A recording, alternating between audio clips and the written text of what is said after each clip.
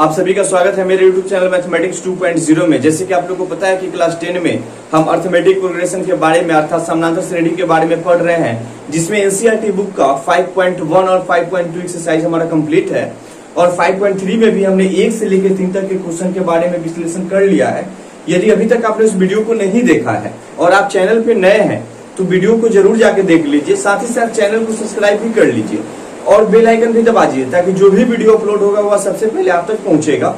और दोस्तों, आज हम क्वेश्चन नंबर 4 से विश्लेषण करेंगे, अर्थात एक्सरसाइज 5.3 में हम 4 से क्वेश्चन का विश्लेषण करेंगे। माध्यम को लेकर मैं बताया हूं दोस्तों कि माध्यम चाहे आपका जो कुछ भी हो, अंग्रेजी हो या हिंदी हो, अर्थात कहने का मतलब आप चाहे सीबीएसई बोर्ड का हो या बिहार बोर्ड के हो या किसी भी स्टेट बोर्ड के हो, कोई फर्क नहीं पड़ेगा, कोई आपको तकलीफ नहीं होगा। यह सभी मीडियम के बच्चों के लिए यह चलाया जा रहा है मुहिम। और जैसे कि आप लोग को पता है दोस्तों कि मेरे पास एनसीईआरटी बुक है और एनसीईआरटी बुक से हम अभी कर रहे हैं, लेकिन आपके पास जो भी बुक है, किसी भी प्रकाशन का बुक है, कोई भी प्राइवेट बुक है, कोई भी किसी भी संस्थान का जो भी बुक है, आप उसको साथ में लेके बैठिए।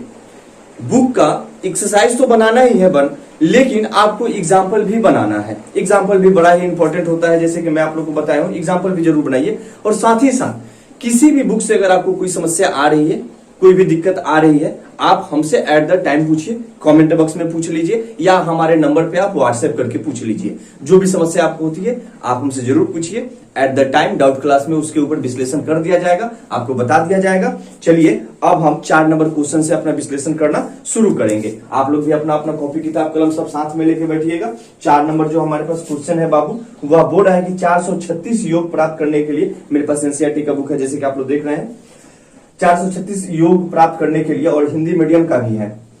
एपी में 9, 17, 25 के कितने पद लेने चाहिए, ठीक है ना। एक एपी हमारे पास दे रखा है और उसका योग दे रखा है, अर्थात उसका एसएन दे रखा है, अर्थात सम ऑफ एन टर्म्स दे रखा है आपका 636। और इसमें नंबर ऑफ टर्म्स के बारे में हमें चर्चा करना है, अर्थात हमें नंबर ऑफ टर्म्स बताना है। चलिए कोई बात नहीं है, हम बता देते हैं। 4 नंबर हमारे पास क्वेश्चन है, यह क्वेश्चन 4 नंबर है। देखिएगा, एपी हमारे पास दे रखा है, क्या दे रखा है एपी जी, 9, 17, 25 ऐसे ही करके दे रखा है। 9, 17, 25 डॉट डॉट डॉट। और इस कंडीशन में हमारे पास एसएन दे रखा है। एसएन मतलब जो योग होता है, जो सम होता है, अर्थात सम ऑफ जो एन टर्म्स है ना, वही एसएन होता है। यही दे रखा है 636, ठीक है। और आपको एन बताना है, अर्थात नंबर ऑफ टर्म्स हमें बताना है कि एन क्या होगा, यह हमें नहीं पता है, ठीक है। यहां तक क्लियर हुआ। यहां से जरा देख लेते हैं तो हमारे पास ए आ रहा है, चूंकि ए का मान 9 है, प्रथम पद, first term of an AP. इस एपी का प्रथम पद कितना है, 9 है। और यहां से डी अगर हम निकालना चाहें तो T2 में से T1 को घटा दीजिए तो 17 में से 9 जाएगा, कितना हो जाएगा, 8 हो जाएगा। हो गया। अब हमें एन फाइंड करना है और हमारे पास एसएन दे ही रखा है, तो क्यों ना हम इसी के फॉर्मूला से सब कुछ काम कर लेते हैं। तो आइए हम यहां से जानते हैं, यहां से मैं लिखता हूं कि एसएन बराबर क्या होता है जी, तो n/2 होता है इंटू 2a होता है प्लस n-1 होता है इंटू डी होता है। यही ना हमारा फॉर्मूला होता है, ठीक है। एसएन का मान कितना दे रखा है, 636 दे रखा है। एन तो हमें नहीं पता है, अर्थात n/2 हो जाएगा इंटू 2 इंटू ए का मान कितना है सर, ए का मान 9 है, प्लस एन तो हमें पता नहीं है क्योंकि वही बताना है, डी का मान कितना है, 8 है, ठीक है। यहां तक उम्मीद है कि आपको समझ में आ रहा होगा। इसी तरह 636 बराबर यह n/2 इंटू, जरा ये देख लीजिए तो 9 दूना कितना हो जाएगा, 18, प्लस यह 18 माइनस 8 हो जाएगा क्योंकि 8 में 1 से भी गुना हो जाएगा। अच्छा जरा देखिए, ये तो हमने यहां से निकालना शुरू किया, क्या आप टीएन से भी नहीं फाइंड कर सकते थे क्या है? आप वहां पे टीएन फाइंड करते हैं ना, तो आपको जो नंबर ऑफ टर्म्स मिलता है ना, वह 18 माइनस 8 मिलता।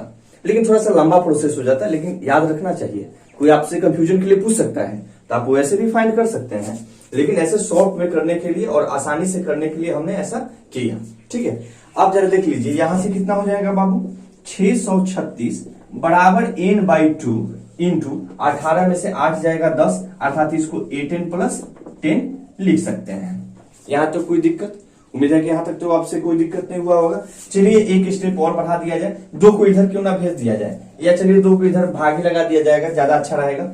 तो 636 बराबर इसको 8n स्क्वायर लिखा जा सकता है ना, n से गुना करवा देंगे तो, चूंकि यहाँ पे तो गुना है ना, तो n में 8n से गुना करवाएंगे तो 8n स्क्वायर हो जाएगा ना, आप प्लस 10 में n से हो जाएगा तो 10n आप बटा 2। अच्छा ये 2 तो बउआ सबके लिए है ना, यह 2 तो सबके लिए है, तो इस 2 से हम इसको चाहे तो 4 बार में, इसको 5 बार में आसानी से काट सकते हैं, कोई उसमें दो राय नहीं है। ठीक है, हमने उसको काट दिया। अब हमारे पास क्या बच गया, 636 बराबर यहां पे कितना बच गया जी, तो 4n स्क्वायर बच गया अब प्लस 5n बच गया। ठीक है, इसको चाहे तो इसको हम ऐसे लिख सकते हैं क्या, 4n स्क्वायर अब प्लस 5n अब माइनस 636 बराबर 0। लीजिए अब आपके पास क्या हो गया, समीकरण मिल गया, यह द्विघात समीकरण मिल गया। अब इसका गुणनखंड कर देना है, अर्थात क्वाड्रेटिक इक्वेशन। ठीक है ना, आपको मिल गया है यहाँ पे, जिसका पावर 2 होता है, और यहाँ पे हमें इसका फैक्टराइज कर देना है, इसका गुणनखंड कर देना है। तो इसके लिए हमने पढ़ा था ना, पोलिनोमियल्स में तो हमने पढ़ा था, पोलिनोमियल्स में भी तो हमने पढ़ा था।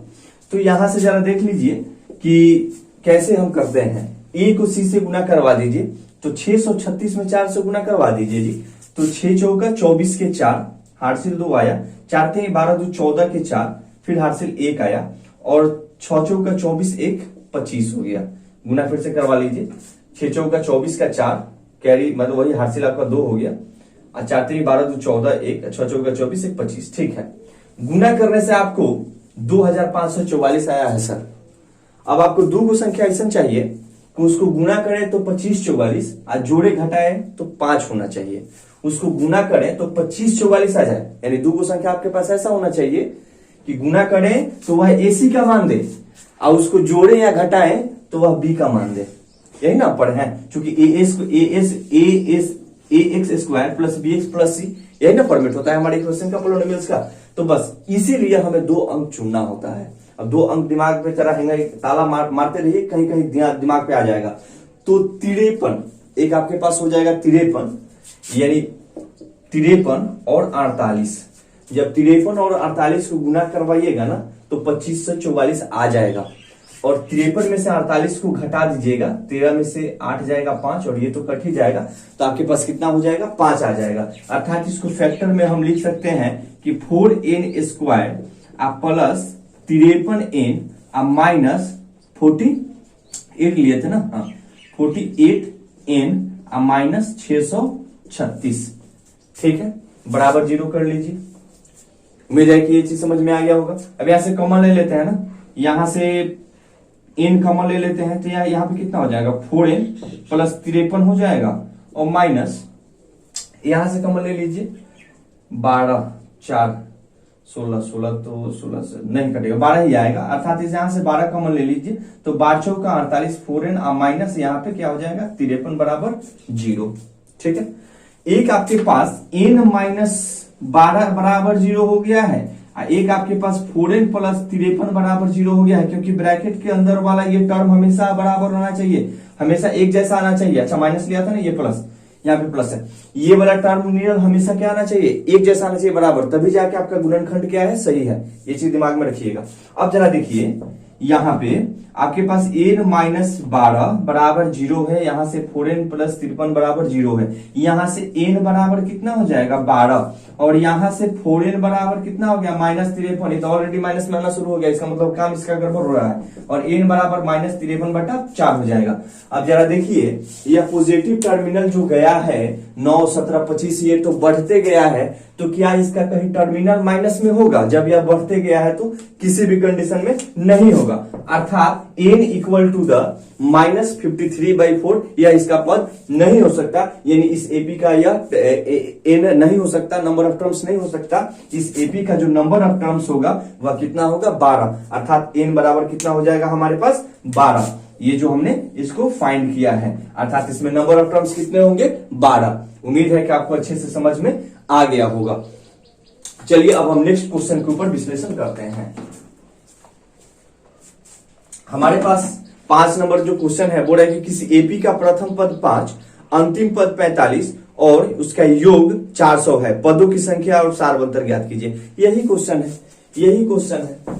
अच्छा देखिए, बहुत जगह आपको सारे क्वेश्चन का सॉल्यूशन लगातार मिल जाता है, 4 के बाद 5, 5 के बाद 6, लेकिन मेरे पास, मेरे चैनल पे क्या है ना, कि आपको बहुत सारे क्वेश्चन को ना टास्क के तौर पे छोड़ा जाता है या उसको सेट करके रखा जाता है। वो बस देखिए, आप थोड़ा सोचिए, आप अपने अंदर की मेंटेलिटी को थोड़ा सा जगाइए। बाबू सब क्वेश्चन बना देना, छाप देना, ये तो छापखाना मशीन का काम करेगा। फिर आप लोग देखा देखिए, उसको देख लिया, उतार लिया, क्या क्या बेनिफिट है? कुछ क्वेश्चन बचा रहेगा आपसे बोलने के लिए। जैसे कि मैं बार बार बोलता हूँ कि टास्क के तौर पे आपको क्वेश्चन छोड़ा जा रहा है, कुछ ऑप्शनल क्वेश्चंस भी होते हैं, तो आप बनाइए, तब तो आपको भी कुछ ध्यान में आएगा। अब बनाया हुआ क्वेश्चन को बस देख लिया, छाप लिया, कॉपी में लिख लिया, क्या बेनिफिट है उससे? हमें मशीन थोड़ी ना बनना है, हमें आदमी जैसा और उसको पढ़ना है, उसको सीखना है। और उसके लिए सबसे ज्यादा जरूरी है कि प्रैक्टिस। और प्रैक्टिस कब होगा? जब हम आपको क्वेश्चन देंगे तब है ना, छोड़ेंगे तब है ना। अब सारा क्वेश्चन हम ही बता दें तो फिर ये मन हमारा लालची होता है।